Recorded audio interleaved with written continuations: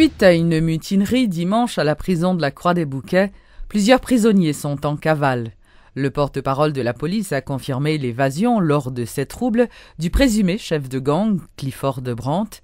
L'inspecteur des Rosiers, qui n'a fourni aucun détail sur les circonstances de l'évasion de l'homme d'affaires, a toutefois révélé que 13 prisonniers en fuite avaient été rattrapés par des policiers quelques heures après la mutinerie. Il a invité la population à aider à la capture de M. Brandt. Une prime d'1 million de gourdes est offerte pour toute information permettant son arrestation. Pour le moment, monsieur en cavale, et n'a demandé population en collaboration, quel que soit côté nous t'a localisé Clifford Brandt, pas hésiter à mettre la police au courant. Dans 38 20 11 11. Très important parce que c'est dangereux et déjà nous connaissons antécédents sont qui impliqués déjà dans le kidnapping, impliqués dans le gros assassinat qui fait déjà sur le monde et grand pile monde qui est victime de Clifford Brandt. La petite population pas jouer avec surtout M. Zahar, Clifford Brandt, que nous avons cherché pour le moment activement. Et la police, pour le moment, a bouclé toute zone par des bouquets, également zone métropolitaine et toute direction départementale informée, ambassadeurs informés, frontières fermées, de manière pour que nous soyons capables d'arriver à récupérer les notamment Clifford Brandt, ou mal qu'il fait dans la société. Gagner 1 million de gouttes qui disposé pour les gens qui arrivent, localiser et aider la police, force de l'audio, récupérer Clifford Brandt. Au niveau de la PNH, alerte pratiquement une alerte rouge déclenchée avec appui de la ministère et que nous sommes capables de récupérer des détenus qui surveillent. Je veux dire, il y a un plan bouclé pour Prince que DCP a TBT, les édictions centrales de la police administrative. Le plan ça lui-même n'a pas appliqué, probablement n'a pas chancé la situation parce que j'en ai toujours dit, l'insécurité est dynamique et c'est à la police même pour que est capable de réviser le planning de manière pour que nous soyons capables d'arriver et joindre des détenus. Les autorités policières ont pris certaines dispositions. La frontière avec la République dominicaine a été fermée. Plusieurs zones de la Croix-des-Bouquets et de la région métropolitaine de Port-au-Prince ont été bouclées. Les ambassades étrangères ont été informées de l'évasion de ce prisonnier. Et au lendemain de l'évasion, les membres du Conseil supérieur de la police nationale, à savoir le ministre de la Justice, le directeur général de la police nationale, le secrétaire d'État à la sécurité publique, ont fait le point sur ce dossier lors d'une conférence de presse. Pas aucune machine qui rentre en dedans prison. OK? Pas aucun véhicule qui rentre en dedans prison. Si on monde qui dit un bagage comme ça, c'est pas parle que le dit. Mais nous-mêmes évidemment, je déplace à pied. Nous ne pouvons pas si il y a des gens qui viennent chercher un monde dans la route. Mais dit que tu as un commando, etc., ça c'est tripotage. La vérité, c'est que le problème a commencé en dedans prison. Pas aucun élément extérieur qui crase les barrières, qui voit les grenades, j'aime dans la rue. C'est en dedans prison. Ils ont attaqué le chef de poste là. Ils prennent des armes. Yo gaé, yo prend clé, yo ouvri l'autre cellule, yo ouvri barrière. Donc, ça ouais nous ba nous pas rien pour nous cacher. Si on ban détenu, on responsable prison, c'est vous même qui l'a prouvé pour organiser sécurité pour moun sa sortir dehors. Si moun yo arrivé sorti sans qu'il y ait pas une ordre de libération bail, sans que pas attaquer prison de l'extérieur. Là, ça donne lieu à des supputations, pour leur faire des questionnements. Tous les moyens sont bons pour un monde qui est en prison. S'ils sont monde qui est logique, ils doivent dire non, je ne vais pas sortir comme ça, parce que les sorties comme ça, les sorties, il n'y a pas besoin de demi-liberté, il n'y a pas de liberté du tout. Parce que les en prison, les gens qui vivent Noël, ils ne pas dit. Quand ils sont sortis, ils sont monde qui est en cachette d'être, c'est-à-dire qu'ils sont monde qui est inexistant. On crée un monde dans la prison sans que pas la régulièrement. Et ça me dit. Et clair. Prime non, parce que vous faites un deal, parce que c'est Brandt surtout. Moi, je dis, chaque fois que la période électorale, il y a toujours des signes avant-coureurs qui permettent de détecter qu'il y a des gens qui sont contre des élections ou bien il y a des intérêts électoraux qui mettent en premier plan. Moi, je dis que nous, rien dans toute histoire, nous regorger d'exemples. après évasion ça, donc toute information ça nous partageons au niveau international. Donc surtout à voisins immédiats nous, qui c'est République dominicaine et tout l'autre pays autour. Tout l'autre pays et la police nationale et fait partie de toute association, toute organisation police qui gagne et dans le monde. Donc ça permet que quel que soit côté Nexa aller. Donc il y a poursuivi pour nous, il y a arrêté, il y a remettre la police nationale là. Donc je garantis la population.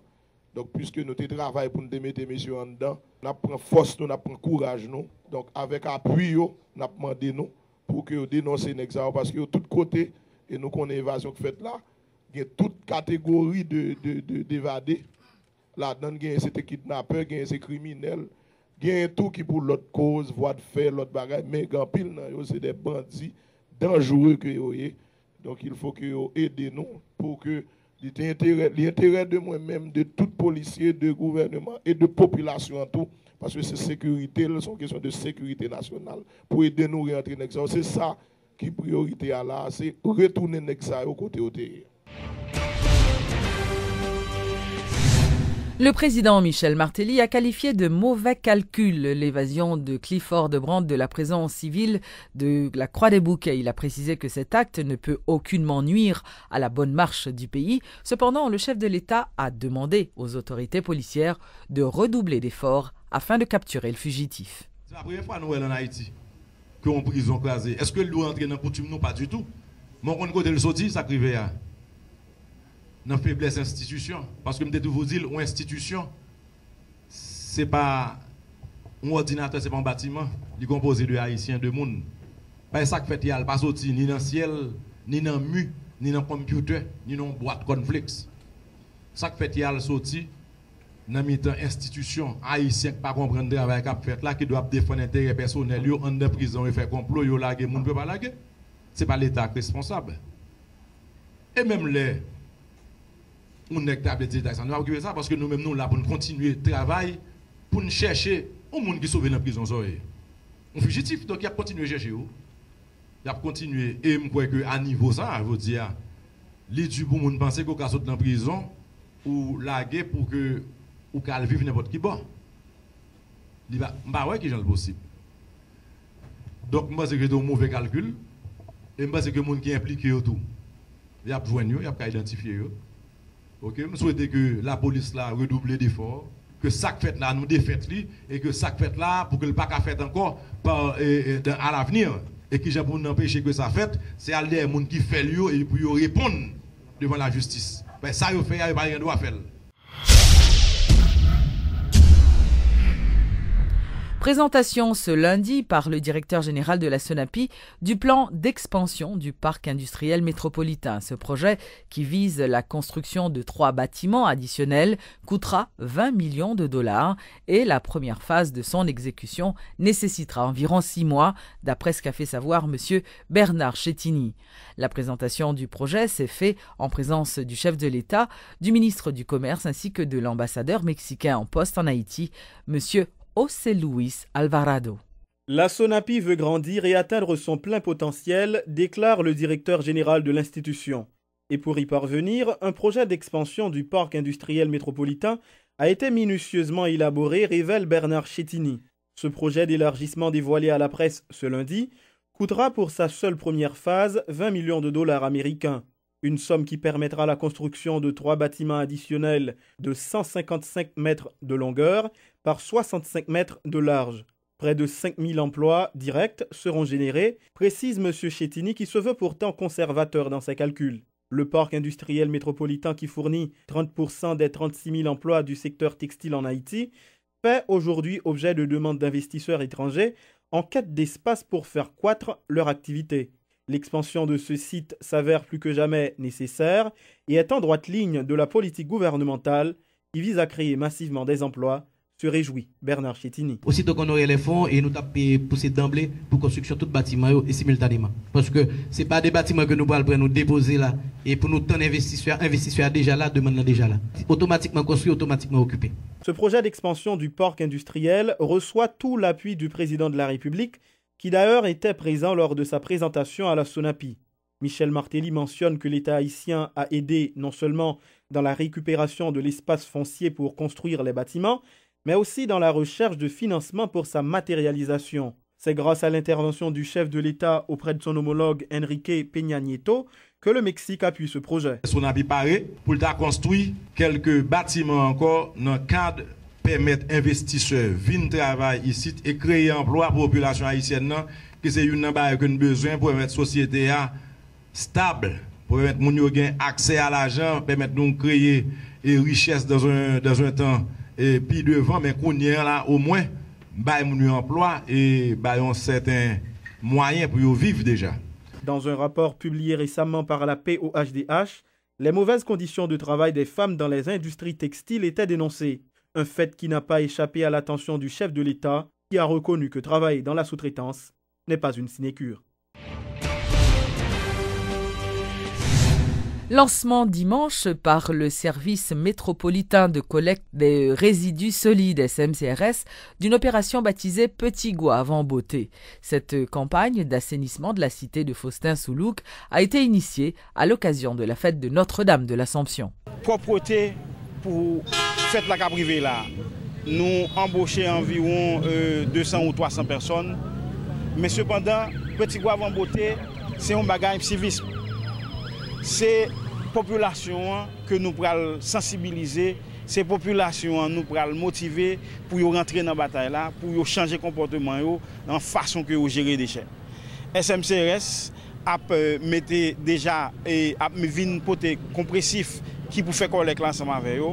Et avec VNG, chaque commune a gagné des camions que nous aidons nous là. Donc, c'est-à-dire matériel est disponible.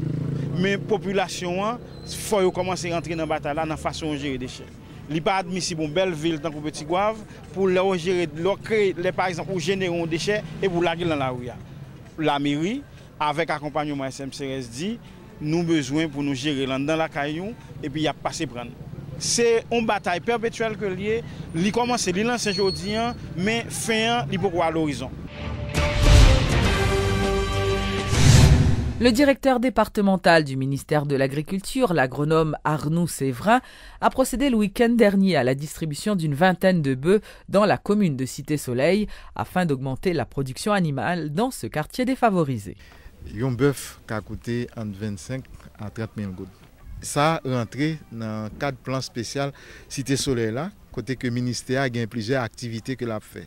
Non seulement nous avons bœuf, mais nous faisons formation pour éleveurs, il y a près de 200 éleveurs qui forment et nous faisons ça nous des cliniques mobiles vétérinaires côté que nous avons et éleveurs des kits pharmaceutiques qui permettent que soient capables Kembe bête en santé et mais nous accompagner éleveurs pour être capable c'est-à-dire que faire élevage là avancé pour que nous capables de joindre lait parce que gagnons on laiterie qui tout près à là c'est une laiterie que moun cap garder bœuf dans zone nan bay lait pour capable faire ça capable de yogourt et pour de l'autre bagaille que on fait avec lait.